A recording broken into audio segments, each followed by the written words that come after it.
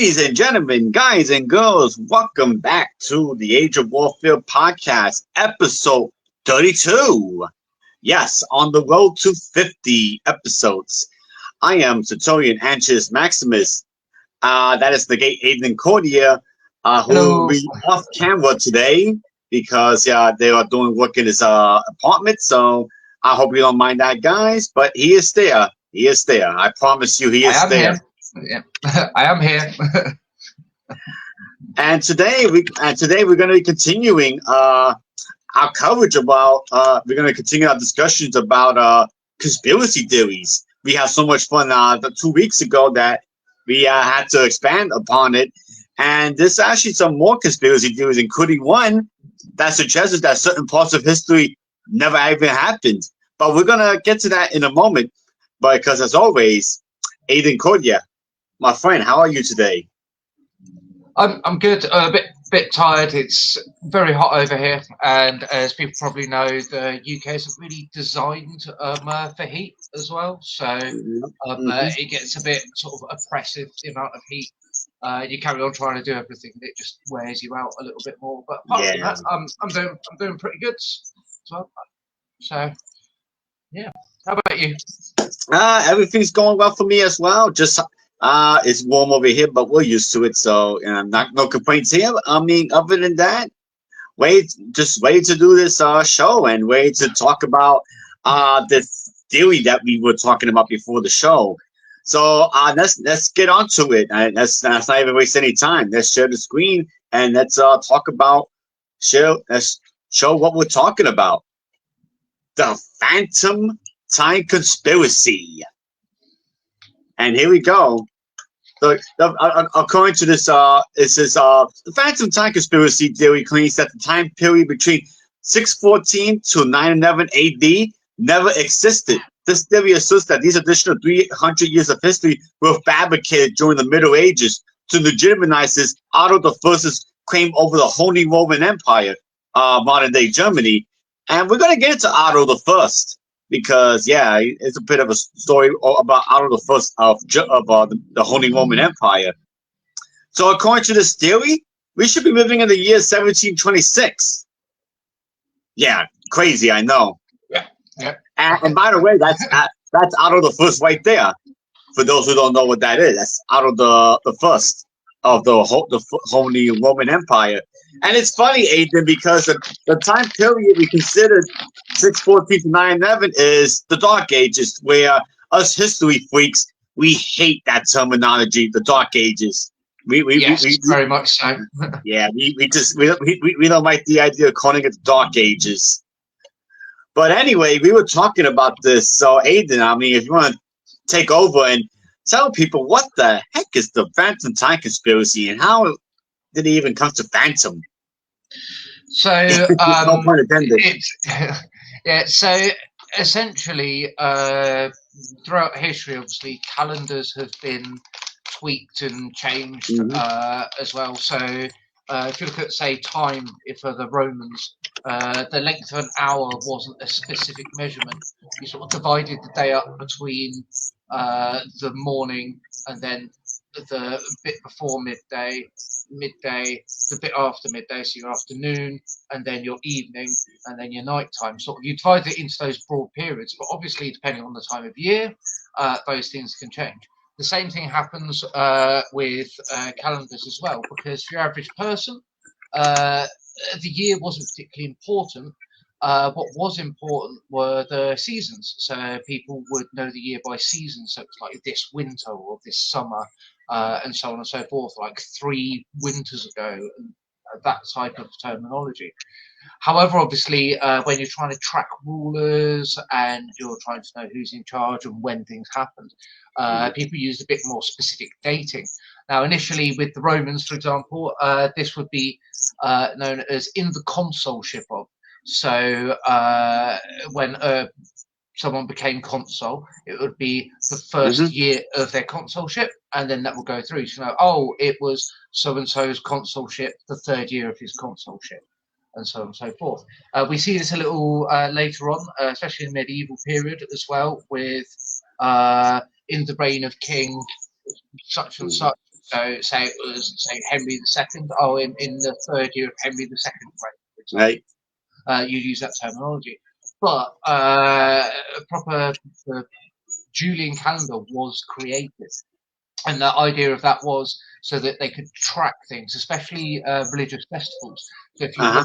want, while Easter is a movable feast, Christmas isn't, for example. So you want to set that on a particular date, and it worked roughly around the season. And this is where we get from our ideas of months and how many months there are in a year and how the years divide up. As we know, obviously, a year is all to do with the rotation of the Earth and the orbit around the Sun. That's where we get a lot of our time from. So you're talking the ancient Greeks here working this stuff out. And as things got more accurate, they didn't know about that. So obviously we have leap years now because we have that quarter of a day. So every 4 years we stick another day in to keep everything accurate. Whereas they didn't do that before, and things got a little bit out of whack. So you ended up with the Gregorian calendar coming along, which is the one we use now from the Julian calendar. However, this conspiracy theory is based on how those calendars were originated. So you have the dating system, the AD dating system, for example. Is this conspiracy relies on that being a terminology. So obviously it's a Christian dating system, Anno Domini, in the year of our Lord, which then goes back to what I was saying before, where it was dated by in the year of something. With the primacy of the church, that meant that things were dated for the year of the Lord, and with God and Jesus being seen as eternal, that meant that it was perpetually those days and those years, and therefore that's where we get the dating system from and our year system. However, this conspiracy theory suggests that when Otto III of the Holy Roman Empire wanted to be legitimized and show that he had history and that he should be the person in charge, that he worked together with Pope Sylvester II to fabricate some years and change the years. This also relies on what I said before, where your average everyday person isn't counting by year, they're counting by season, because the years don't mean anything to them. Yes. So the idea that these royals have then decided the time, and then that then means that he is he's emperor in the year 1000, which is all to do with the Holy Roman Empire being a successor to the Roman Empire. So the conspiracy theory goes that those years were created to make it look like he was emperor in a prominent year as well. So that's the basic premise of what we're dealing with here. You know what's strange though, going back to the Julian calendar, is that certain parts of the world still use the Julian calendar. Yeah. It's a little bit crazy. There's a famous Napoleonic battle where it'd be argued there's 5 different dates for it, because the French had their own calendar during the Revolution. The Julian calendar was in use. The Gregorian calendar was in use. I believe there are Islamic forces as well, which means obviously the Islamic calendar was used. And there was another one, but I can't remember precisely which calendar it was that was supposed to be in use at the same time. But that means that you get these different dates. And during the 1800s, early 1800s, late 1700s, you find this, that people are switching to the Gregorian calendar over the Julian calendar. And this is where the French create their own calendar as well. And it's all to do with what's come out of the Renaissance and science of trying to... This is where the idea of metric time is developed. It's this time period where they're trying to sort of work out an accurate, this is a year, how do we do that as well? And then from that, obviously, with people changing calendars up as well, lends more credence to, well, if people can just change what year it is on a whim, and a year doesn't actually mean anything, they could plausibly have created those years. The other part of this is the guy who came up with it talked about the lack of evidence. And now this is where we get into, so this is the book where I'm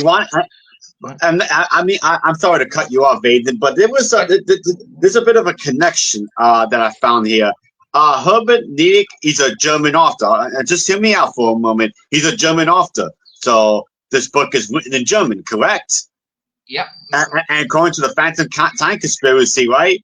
It was used by the Holy Roman Empire and Otto the First, which was German. So you kind of see the connection. Yeah, it's that exploration into German history. So, like obviously, I've explored a lot of British history. Basically, it was to legitimize Otto's claim to the Holy Roman Empire. Mm. You know that. So it's crazy that it all just fits into German history. So one of the really interesting things about this is it's about the legitimate claims and how people would trace themselves back to important people as well. So this even goes to say Mark Antony was supposed to be descended from the guy who killed the last Roman king. The Romans centres would declare their line coming from Aeneas, from Troy, so you get the Aeneid. And you even get it with British kings and English kings and Viking kings as well, where they trace themselves back to the different gods. And actually, if you go back into their family trees and you look at this time period that he's looked at, they will trace themselves back to this period and say, oh, yes, I'm descended from Odin, which is quite clearly false, but they would say that. But there's no way of proving one way or another if that is a thing as well. And that's one of the things that he's picked up on, is that you do get this this part where these lineages are truthful to a certain extent, but as soon as you go back a little bit further than that, it's a real struggle. And if anyone's done their own family history, you'll realize that once you go back about 4 generations or so, it gets incredibly difficult, and you start to find so for example, one of the branches of my family history, the name was quite common, and I spent about 3 weeks working on this branch of history, got it back, got loads of people into it, and then came across a piece of information and found out that actually the original descendants of this 4th to 5th generation were wrong, but because they had the same names as the people that I was tracing. So even now, with all of our technology and records, we still don't have that level of detail very easily, unless obviously you're a royal. And then this is where this whole thing comes in, that royals can then have this information. They can create that information. If we are struggling with it, surely they must be too. By the way, for those who don't know, this is the author who wrote who came up with the theory. Fun fact, in 1995, he started his own publishing company. Go figure. Yeah, go figure. I wonder why that was. Yeah, one of the interesting things to look at, though, is that time period of those years, the 600s and 900s. They're particularly important in the UK because that encompasses essentially the main period of the Anglo-Saxons as well. And all of the strife that happens with the Anglo-Saxon kingdoms is over that time period. And one of the interesting things about the archaeology of that is there was a lack of evidence. And when I was a working archaeologist, we used to constantly find evidence of Saxons that would then add and strengthen this picture, and then we'd be able to date it, and then you get more data points as you go forward. And so you think that was like 16 years worth of work that I did, and we pushed the knowledge of the early Saxons a lot. So when you go back to say the 90s, that's 30 years ago now, 95. So that's quite a long period of time of information that we have now gathered. So we now have the information to turn around and go, well, unequivocally, this is 100% not true. Even at that time, they still had a lot of information that you could draw on, but it wasn't so clear cut because it was, oddly enough, the time period in archaeology when it was collating into what we know now as archaeology as a proper profession with commercial archaeology and the archaeology being a job as opposed to archaeologists being professors who would go on digs and have people then dig for them, that the person digging is an archaeologist, is that we can see now. And it was the 90s where this started coming about. So he's really at the beginning of that time period where that's happening. And it takes a good 10 years to get that archaeological research from the digs published and into the academic record and discussed and settled. So, and I've been on sites that I dug, so say 17, 18 years ago. They're still not published. So you've got like information from 20 years ago that is known about if you talk to archaeologists. However, that isn't published, let alone peer-reviewed, talked about in journals, covered by different academics, and then becoming a full part of history. So if you say it's a 20-year cycle to get the full picture of information, the information that he has is coming from the mid-70s as well, where there was far less information there. So it really shows that it's this lack of information that then breeds these quite crazy theories that come about, because initially at the time period that he's saying it's an argument that can actually be made. While it is a fringe argument and was basically considered nonsense from the get-go, there were still enough questions that research had to be done to prove it wrong as well. So this goes back to what we were saying about conspiracy theories, where you have this kernel of truth in the center of this, something where there's a gap, and then the gap has been filled with the theory. So you then have to then find the information to discredit the theory.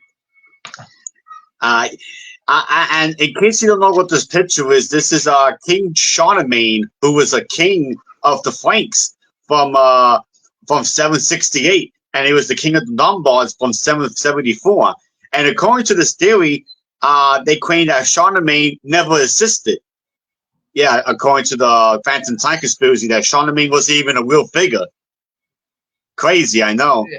So this gets even crazier when you think about it. So there was, when you look at Charlemagne and those he was related to who came before and after him, this is really the formation of what you get: France, Germany, and then you get that bit in the middle as well, where we constantly see wars over it. So if you look at Alsace-Lorraine, essentially, if you look at World War I and World War II, it was over the same land as well. The Franco-Prussian War over the same land. And it was all this continuing conflicts of this border between France and Germany. But without Charlemagne, you don't get that set border. There ceases to be a reason behind why that actually exists. So it kind of breaks history a little bit, and you have to start looking for other explanations if you're going to remove him from history. Right. It is crazy though that they say King Charlemagne doesn't exist, but yet we have evidence he did. The coin. Yeah, we actually have physical evidence that this person. Yeah. Like so it kind of leads into a question, a really big question that is, very important one. Do you think conspiracy theories in general have any, or based on any real information, or conspiracy theories are just made up by what we think? What I mean is, are conspiracy theories based on truth, or is it just an actual imagination, a product of our actual imagination? So I think there's a healthy dose of both in there, but without a kernel of truth to the matter, conspiracy theory won't really take hold. So if you say, for example, a conspiracy theory about a government doing something, breaking down people's doors and taking people from their houses, that, as a premise, that happens. So the things that have been going on with ICE in the US, for example, that's a thing that people know happens.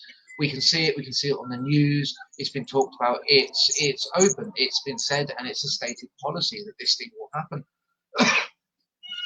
But with that, because obviously when you're doing something like that, especially things to do with the police and the military, you have to keep a lot of it secret, because it wouldn't do very well for the police to be, or any government agencies to be turning around going, yes, this is exactly the people we're after. Here's where we know they are. Here's where our offices are, and this is the time we're going to turn up and arrest them, because the people will just not be there when you turn up to arrest them.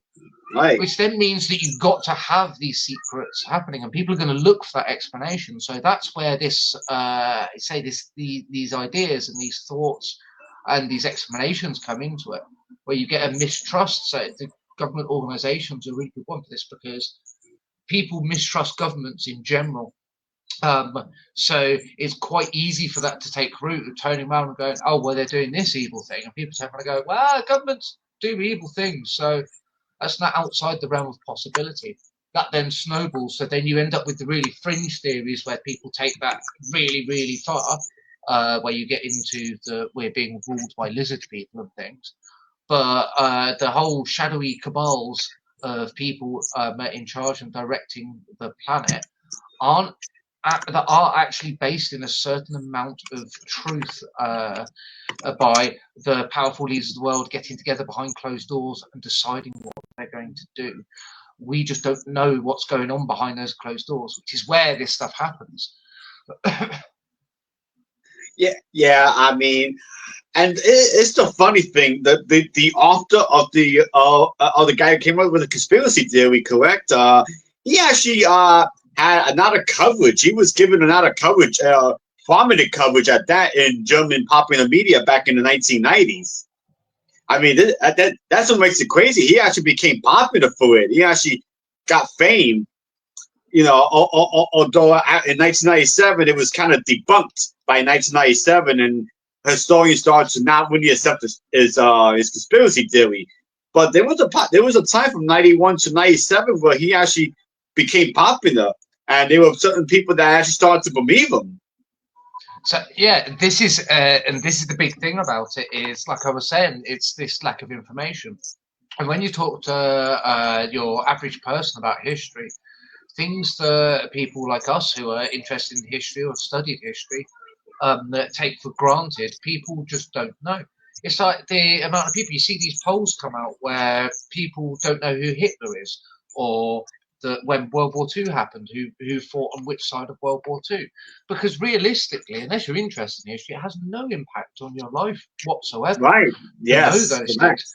So when some historian comes out and says, oh, there's this that's happening, people don't have a context to be able to turn around and go, well, quite clearly not, because of this. Whereas we can turn around and go, well, actually, like you said, there's this coin here that proves him wrong. The average person might see that coin in a museum.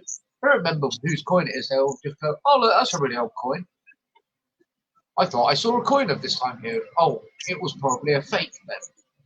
Which, there are fake coins out there, therefore it's an easy thing to sell to people of this idea. But one of the nice knock-on effects of this is it's one of those things of it's the concept that there's no such thing as bad press. Right. So it made people actually look at that time period, and that time period become more popular. And we then see that through the thousands and slightly further on with the rise of interest in Vikings. And so you get TV shows like The Last Kingdom, Vikings Valhalla. You get computer games that focus on it a lot from this time period as well. It becomes part of something that more people know about. So highlighting that this history exists means that people will go and look at it from that point of view. So in a way, it actually did a service to history in general, that people would go, well, I've heard this conspiracy theory, and then go and look and try and work it out. Obviously, as with many conspiracy theories, people don't go and check the facts. They just take it at face value, which is obviously a problem. But it means that you do have people going and looking at that time period. And as I said, that time period in European history is incredibly important for the formation of Europe as a whole. And how Europe is divided now is basically that's the time period that happens in. So here's some of the claims. I mean, okay, give me a moment here. I want to pull up some of the claims of this theory so people can see. This is from Wikipedia, so you can just look up phantom time conspiracy and look it up on Wikipedia. You can follow on. But here are some of the claims. The claims are, yeah. I mean, I know it might not pull up well on the screen here. Oh, I think it pulled up okay. Yeah. That there was a scarcity of archaeological evidence that could be readily dated to the period 614 to 911. And again, Aiden, this is why people call it the Dark Ages, because of the lack of archaeological evidence, or at least that's what they claim. Yeah, exactly. And that's the thing. As I've said in and it's funny, Aiden, because in Age of Empires 2, right, the starting age is called the Dark Ages, right? Yeah. Even though in Microsoft, you know, the developers claim Dark Ages started around the 900s, not the 600s. So again, going back to that bias of what we call the Dark Ages and the hate for it, which again I have to remind people, we really hate the terminology. Don't call it the Dark Ages. It's so a little bit of background on the whole Dark Ages thing for people who don't know or don't remember. It was due to the Victorians. So in the Victorian periods, where you had the revival of history and archaeology, you get this fascination with Rome, and that Rome was the be-all and end-all. So when Rome collapses and falls apart, it's the dark bit in between that where there's no information because everyone's barbarians and they don't know anything and they're not writing things down. Obviously, widely debunked now, it's just called the early medieval period or the early Middle Ages now. Medieval does have, there's discussion about using that term as well, but let's not get into that. So that's when you get the Renaissance, because it's the Renaissance period where you get this revival of these Roman ideals and the technology from Rome.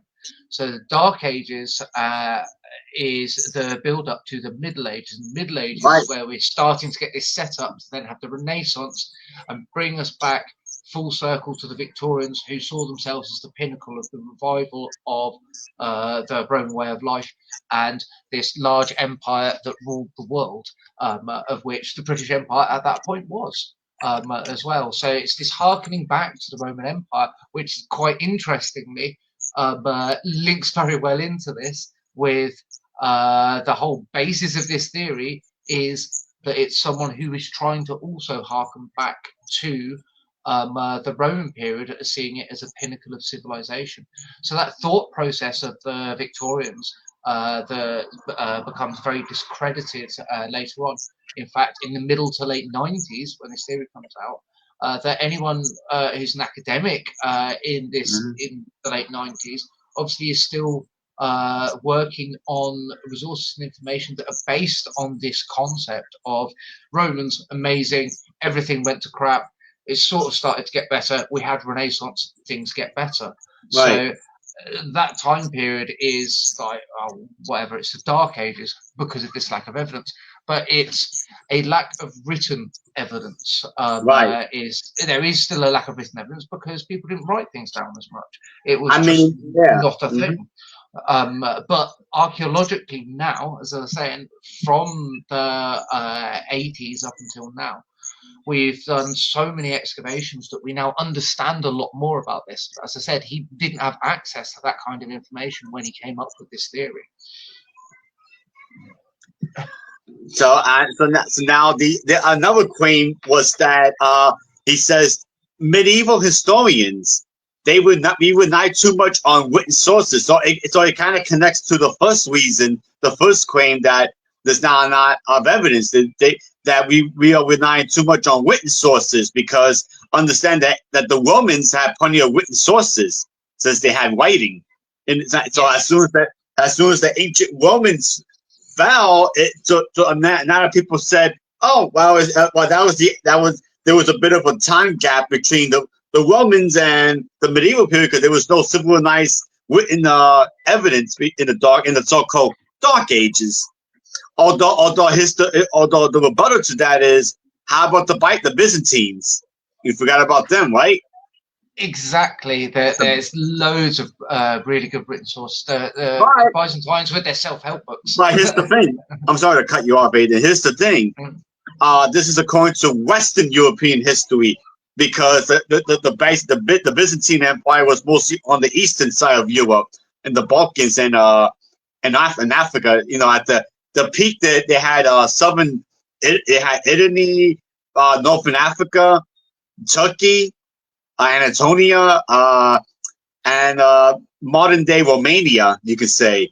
But the western they part also had at its very height. They managed to retake most of Spain as well at its height, but that didn't last for very long. In the grand scheme of things. But the thing is, most of Western Europe was kind of in the dark, you could say, from Roman civilization, and Eastern Roman civilization. Yeah, exactly. It's that difference of it's those people beyond the borders, and we don't know what they were up to. Idea as well. So when you're relying on written sources, yeah. Although the irony and the crazy irony is that only centuries later, the western side of Europe would advance, while the Byzantines will be obsolete. Yeah, it is pretty mental the way that things were shaped through that as well. That's a whole a couple of episodes we could probably do on that at some point. But this change of writing, this is what they talk about with the Renaissance. You get this revival that comes up in Western Europe, which is obviously a lot later. You're talking the 1500s before you're really getting a Renaissance cropping up in places. When you're looking at it from the fall of the Western Roman Empire, you've got a good 1,000 years where we don't really know what's happening. This is where contradiction comes into his theory, right? Because if that's what he's saying, then surely the Otto III being slap bang in the middle of that period of history also is a victim to this. So surely he should say that the entirety of that period of history is made up. As well, but there was enough information out there that he couldn't do that. Yeah, I mean, I just find it amazing that within that period of time, it was really the battle of the have and the have-nots. Because if you lived in the Byzantines, as you call it, the Byzantines, you were living the high life. You know, at the height. I'm not sure what the height of the Byzantine was, about the 600s, I believe. The height was sort of 600-700s, really. Yeah, which falls into this. They're going pretty downhill. Which falls into this phantom time conspiracy, as we say. Yeah, you know. Yeah, very much so. Yeah. Yeah, it's crazy. So what? The Byzantine Empire didn't exist either. I see that, and that's why I don't think this claim really took off, because you would have to say then the Byzantines never existed. But it's kind of BS, because then you had Constantine the Great. You have so much from and Julian as well. Yeah, about the self-help books that they wrote as well, and we have lots of examples. There's actually a great one. There's a couple of them actually. There's one by Michael Sellis, who wrote a book about the Byzantine emperors, and it was an emulation of the 14 Caesars or the 12 Caesars. A book about the first emperors of Rome, written in the ancient period as well. And then the other one is a Notitia Dignitatum, which is essentially the military handbook of the Byzantine Empire, which is where we know about how the Romans built their forts and how they organized their soldiers. And we use that early on to extrapolate what we knew about the ancient Roman forces, so at the height of the empire. as well, because it's a good information. So it filled in some of these gaps by using that as a standpoint. It was also then used going forward because it was a useful handbook, and the Byzantines were actually quite a powerful entity in their time, and they were seen as something to emulate because they were Romans. They were still seen as Romans. You're emulating the Romans. So that handbook was the basis of military learning early on as well. Yeah, so so it's crazy that such a theory exists, and you forget the Eastern Roman Empire, but which leads me to the idea that there was a big bias towards the Western Roman Empire. There's a certain bias towards the Western Roman Empire. Yeah, I'm not sure. Yeah, so it's always about the Eastern Roman Empire didn't really matter. It was about the West. One of the big parts of this is because when you look at the Holy Roman Empire, the Holy Roman Empire, if you had the Byzantine Empire and you actually called it the Eastern Roman Empire, then there's still a Roman Empire. You can't be a successor Roman Empire if the Byzantines still exist. So you have to divorce them from Western history in the time period itself to treat them as a different entity. Otherwise, you can't claim that you're a successor to the Roman Empire.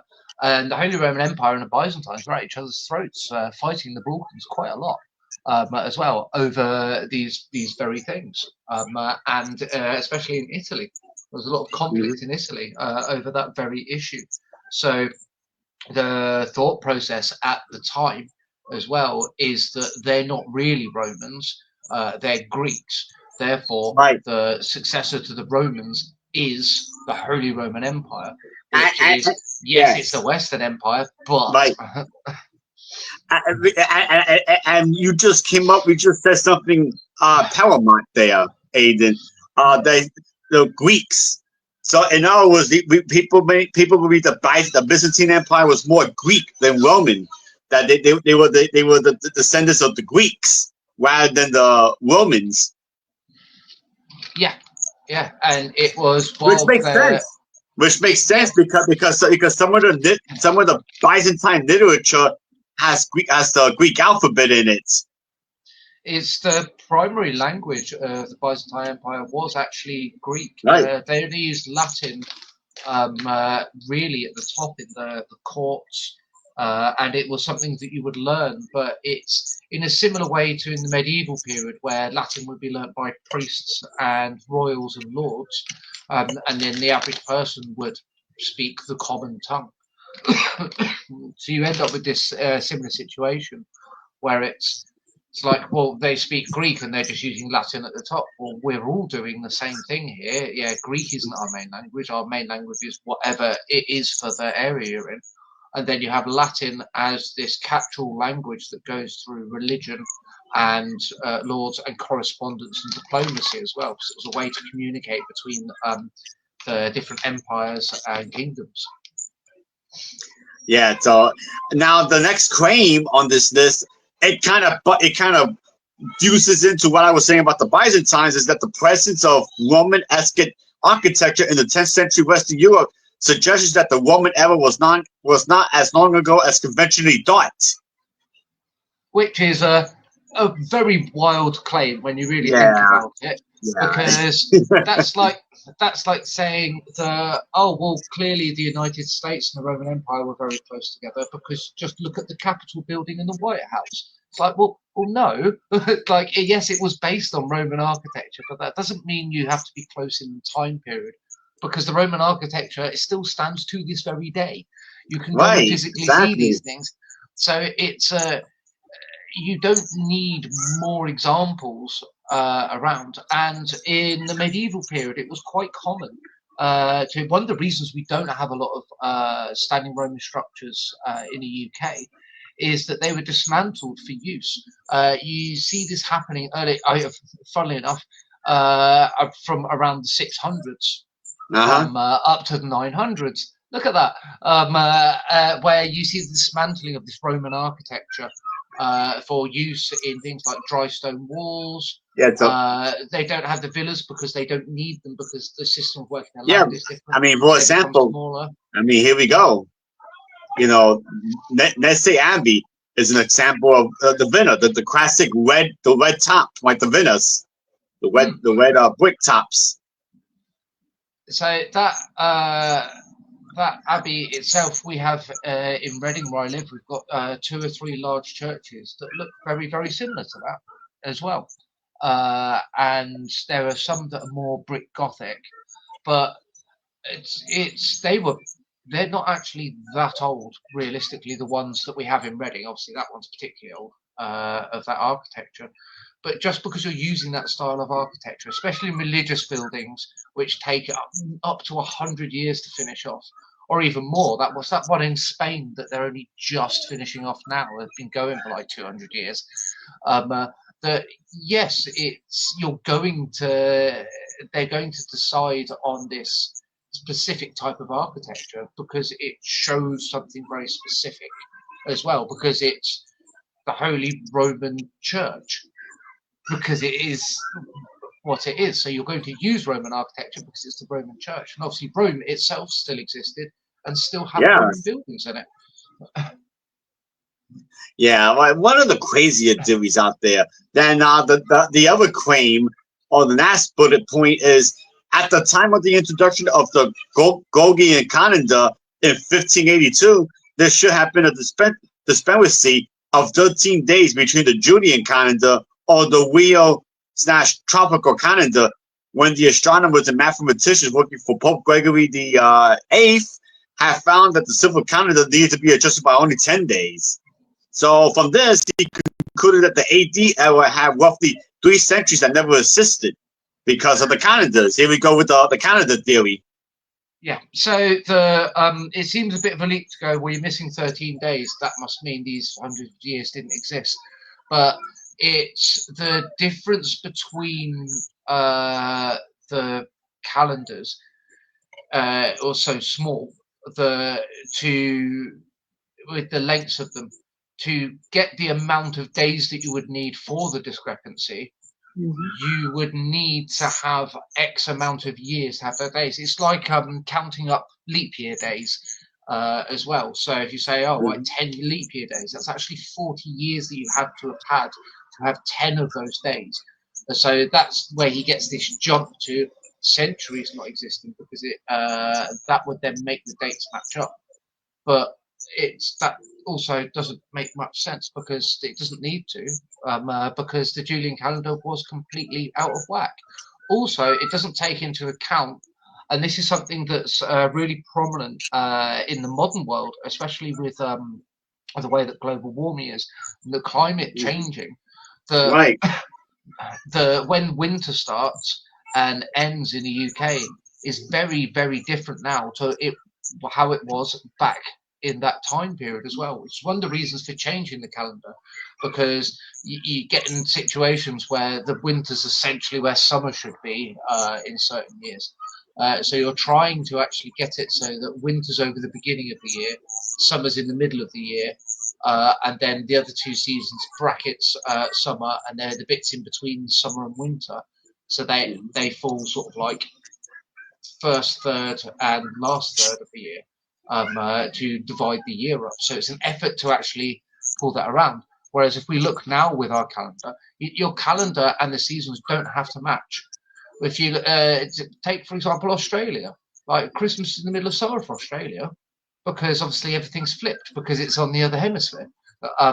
So it doesn't really take into account that a basic leap in logic where how we count days and how we count time is an artificial construct. We're just trying to mark out specific periods so that we can do certain things and we can work out how long things take or how much work something, how long it takes to do a specific piece of work.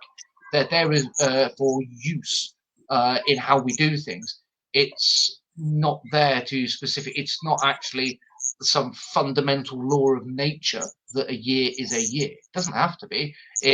We just time it on obviously one go around the sun. Well, that's roughly this. Therefore, that's the length of the year.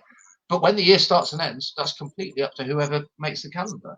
It doesn't matter. It's just we know that's the length of a year because we've worked it on that. But it doesn't even have to be that. A length of a year could be halfway around the sun. Right. We could decide that, and that would be a little bit weird. But that's only weird because of how we do the dating now. So you get this weirdness that goes along with this idea that somehow calendars are immutable. When calendars aren't, they're just how we decide things worked and how we organised our lives. They don't have to actually connect to anything if we don't want them to. All right. So now we have what they call the refutation. The rebuttals against this theory. So, observations in ancient astronomy, especially those of solar eclipses cited by European historians prior to 600 AD, when phantom time would have distorted the chronology, agree with the usual chronology and not with his. So basically there was evidence of solar eclipses. There was actual evidence of solar eclipses happening within that time period. So that's already a rebuttal against his theory. Yeah, it's this knowing specifically. So it mentions Halley's Comet, and that's one of the first ones that we have that we were able to specifically say it comes around at a certain time. We tracked its orbit enough to know about it as well. We've got these time periods. Mm-hmm. Yeah, it's the only known comet that's constantly visible to the naked eye from Earth, appearing every 72 to 80 years. Yeah. So it's one of those once in a lifetime things. If you live 72 to 80 years, obviously if you don't, then you're missing out. But so we have this. If we take the information from the period before, so obviously it mentions Pliny the Elder as well with the eclipses. So if we have that specific information, and obviously it mentions China, and this goes back to what you were saying before, that it's very Western-centric, very European-centric. Right. That you then have to ignore all these things and this writing that we have from other areas of the world as well. And at the time period, obviously, when he studied, that integration, that international integration of history wasn't, and it still isn't very good. For that, but with the advent of the internet, it's a lot easier for us to do those types of things. Yep. Now the second rebuttal to his theory is archaeology. He said there was no archaeological remains, but yet there is dating methods such as tree wing dating. Yes, there's people who actually date trees based on how many wings a tree has, and they refute, not support his theory. Yeah, so something as simple as saying how old a tree is based on how many wings it has. So one of the interesting things with dendrochronology is that if you have a tree growing in the wild, just in a forest, and then that's used to make something, obviously, it preserves the rings in the made piece of wood. So when you look at the rings, you find that some are fatter than others and some are thinner than others. And that shows the nature of the climate at that time period. And then we can map that by having the dendrochronology, the chronology of the time period. So we can go, well, with that, you have this year. One of the interesting things is a lot of Roman wood, especially oak, is impossible to date by dendrochronology because the Romans used to grow oak to build with. So it used to be managed and would grow in very specific ring patterns. I remember I used to deal with a lot of wood. It was one of the things that used to be people used to give me as a job. And I was talking to the dendrochronologist about it, and he was saying that the Roman wood, especially for the larger oak constructions you find. So, for example, wood in the bottom of wells. Often that wood you can't date as well. So it's that lack of evidence as well, and knowing that you can't do that, and then jumping to the conclusion that if you can't do that, then there's this. The other one that I'm going to point out here as well is the carbon-14 dating. Now, Right. carbon-14 dating does have an issue that Okay. after the invention of the atomic bomb, there's too much radiation in the world, and you cannot date anything past the invention of the atomic bomb with carbon-14 because of the particles in the atmosphere. You have to use different dating methods. We now have loads more scientific dating methods than we ever did. Most of those have only come about in the last sort of 10 to 20 years at most. As well, one of the ones is tephrochronology. So in volcanic ash, there's a specific types of volcanic ash from each eruption, and you can see that in the layers of soil. So you can, if you know that that ash is from a specific volcano, that you can work out when that erupted, and then that will date that specific soil. And if that specific layer of soil is dated, you know that everything. You get something called in archaeology the terms of terminus postquem and terminus antequem. So that's before and after. So something had to have happened before this or happened after this. For example, you know that the soil that fills up a ditch has to have happened after the ditch is dug, because you can't do it any other way around. The ditch has to be there for the soil to go into. So you know the first thing that's happened is this ditch has been dug. But so you get a lot of archaeological dating methods that are associated dating methods of, we know that this coin is of this date and that was found with this piece of pottery. That piece of pottery is underneath this other thing. So the thing that's above it has to be of a later date. Otherwise, there's no way that coin can be underneath it, or vice versa. Anything underneath that coin has to have come around before that. That does have problems. For example, people might hold on to a coin for a few hundred years. It's a specific coin, so its depositional date might be different. However, you know that that time has to have passed for that coin to be created in the first place. So you know that anything that you find associated with that coin has to be of that coin's date or later. Even if you don't have a specific date for it, you know that it has to be later. And with these associated dating methods, archaeologists with the more funding and research have used science to go, right, cool, we know this dating, therefore we can look at this and work out scientifically how this is and see the patterns in it. So things like thermoluminescent dating you get. So a hearth, you can see when a hearth is fired, what it does is it seals in the iron into the magnetic north and south of that time period. So because we know that, because the magnetic pole shifts and slowly shifts over years, we know the direction that it's pointing in, and we know how far the magnetic pole shifts per year. We can then work it out by working backwards. So all of these dating methods now make this laughable, but at that time we were still relying a lot on the associated dating methods where they were questionable. And you do have, as I say, issues with carbon-14 dating.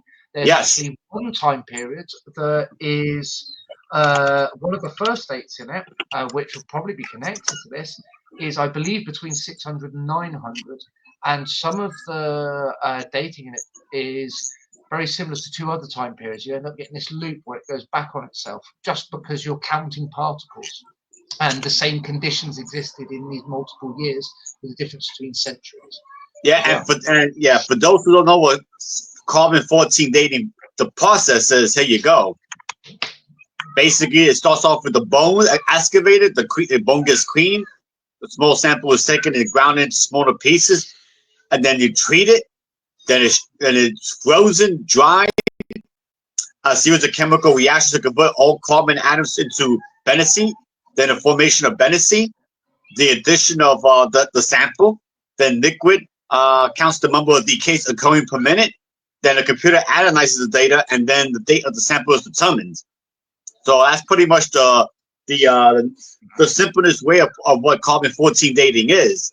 I'm not sure if you have any experience with that, Aidan. You probably do.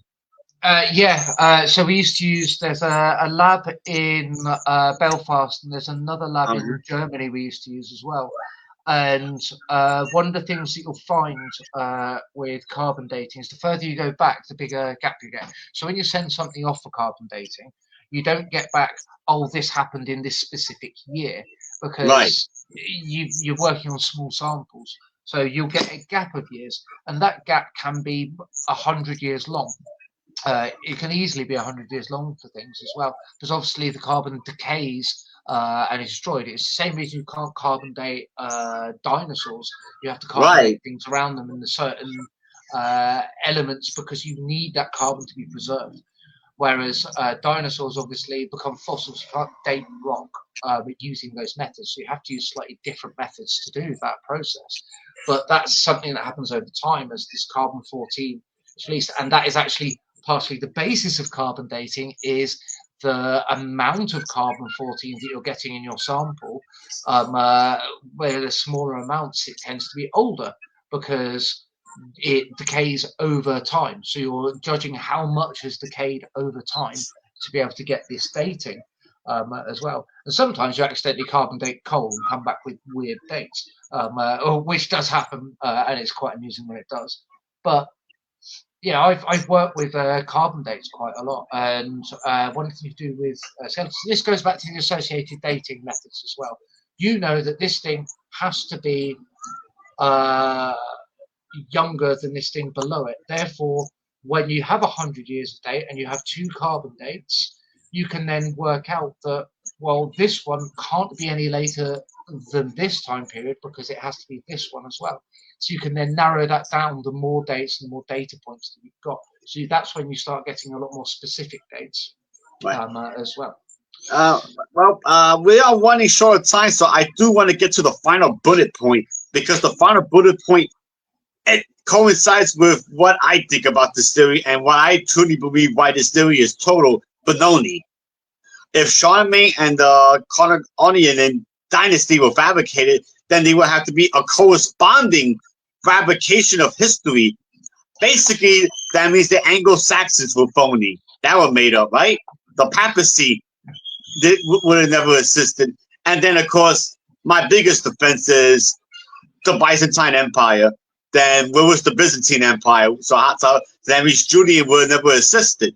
And then Constantine would, all the emperors of the Byzantine Empire would have never assisted, but yet they did. And also it encompasses the life of Muhammad and the Islamic expansion into the Western Roman Empire, including the conquest of the Visigoth Iberia, or modern-day Spain.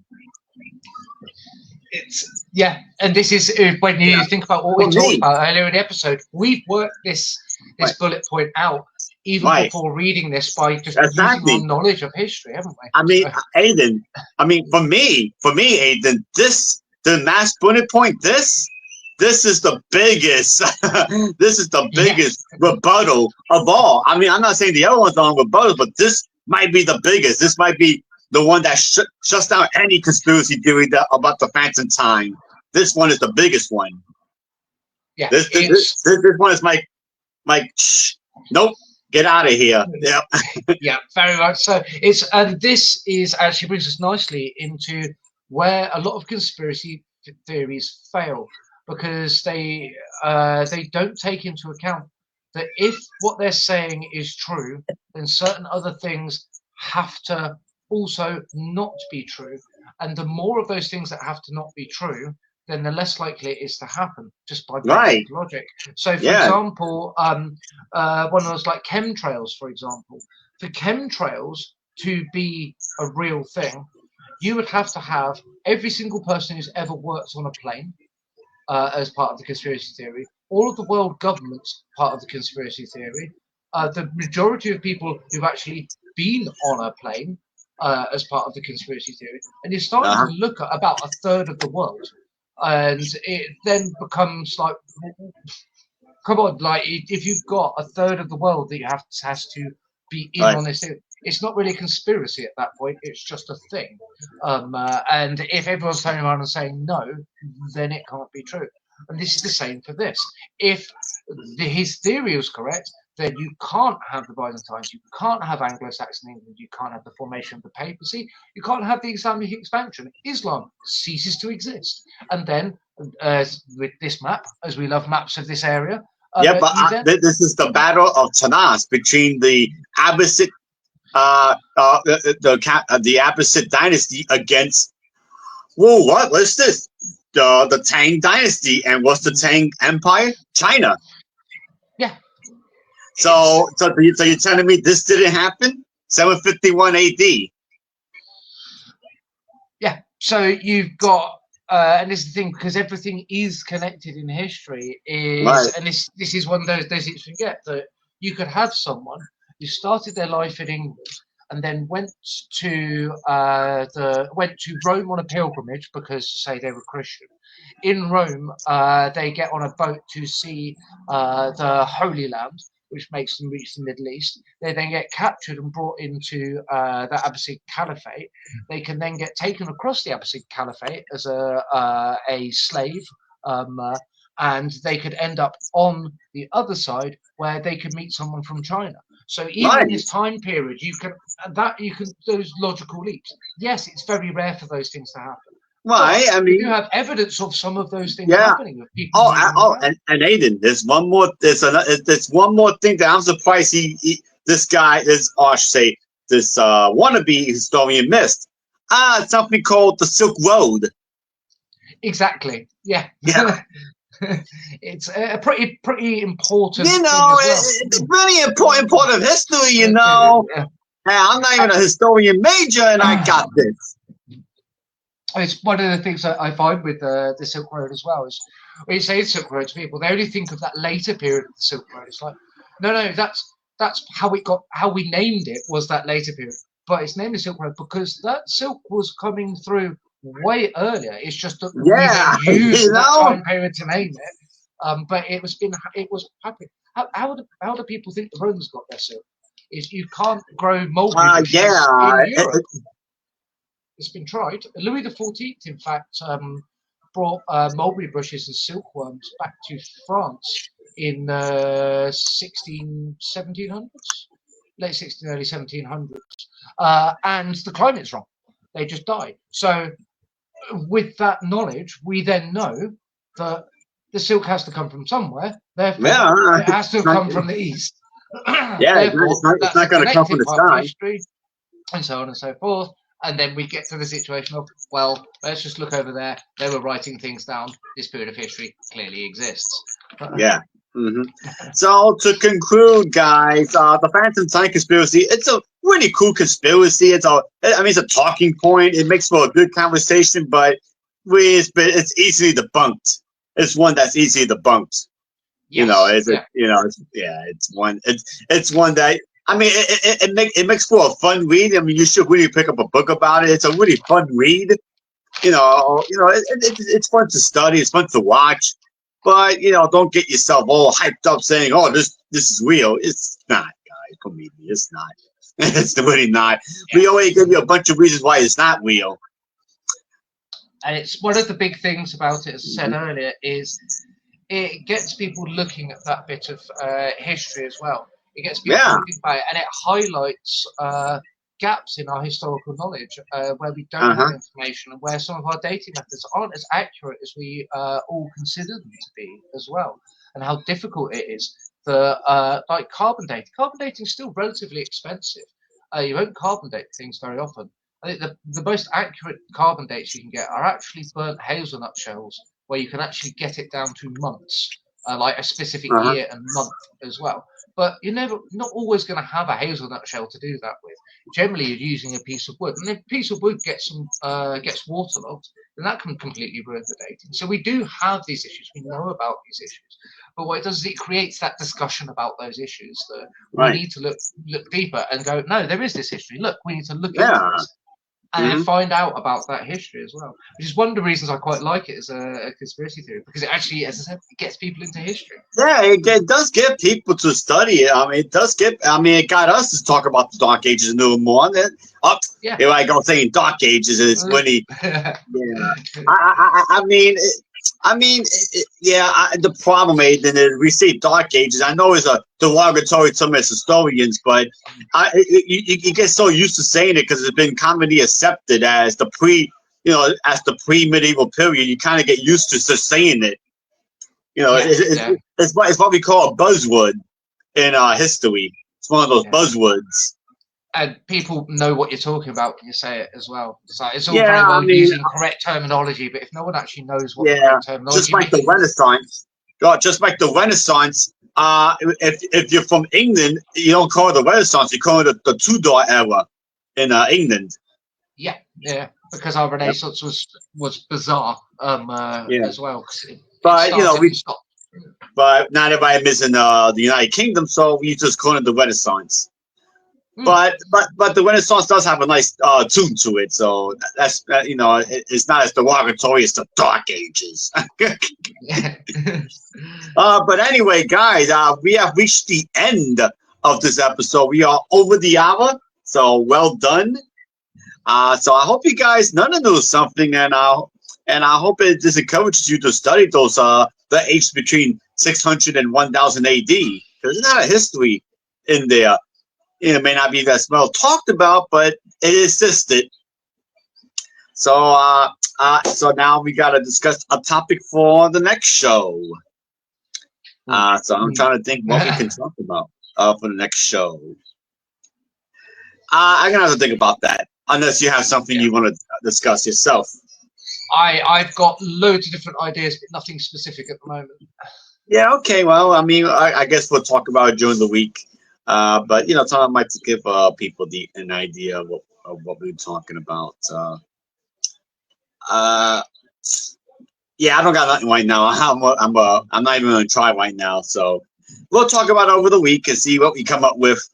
But join us back in 2 weeks for episode 33 of the Age of Warfare podcast. But for now, that's my man, the great Aiden Cordier. I am Centurion Antius Maximus, and we will see you in a couple of weeks on the next episode of the Age of Warfare podcast. I hope you enjoyed I hope you have a glorious rest of your weekend, and we'll see you then. Take care, guys. Take care, everyone.